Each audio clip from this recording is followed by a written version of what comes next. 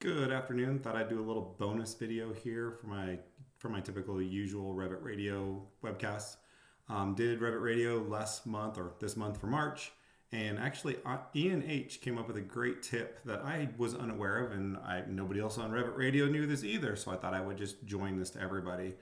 Often get asked, how do I go ahead and make these headers bold?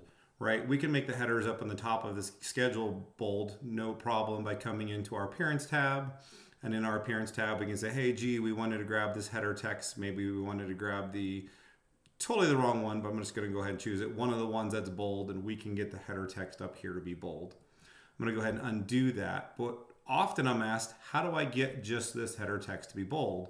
And Ian H brought out this great point. So if we come down here and we go into our Appearance tab, and we choose a font for the majority of the body text that is going to be bold, right? So I'm going to go down here and choose the 330 seconds. Where is it? Too many fonts over here. Transparent bold. So now I've made all of this font bold, right? Now what I can do is come across here at the top, drag across, and just change the font. It's not going to use one of your system fonts. It's just going to come down here and say, cool, I wanted Arial. I did not want this to be bold. Uncheck the bold, and we now have only our headers that are bold. The rest of our text is not going to be. The only thing I can say, the downside to this that I can possibly see, is if somebody does come back in later and be like, oh, let's go use our standard, our standard, I just want header, I do not want title, but let's just go ahead and use our standard template for this, and they add a view template to it. That view template is again going to override what's going on there.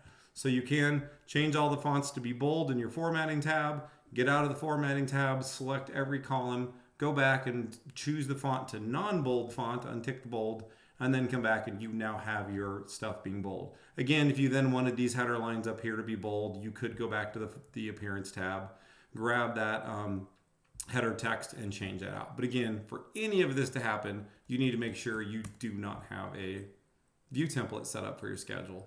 So hopefully that's great. And again, great thanks in the March Revit Radio to Ian H who came up with this tip. So hopefully you guys find this beneficial, and look forward to seeing you in the next month's Revit Radio.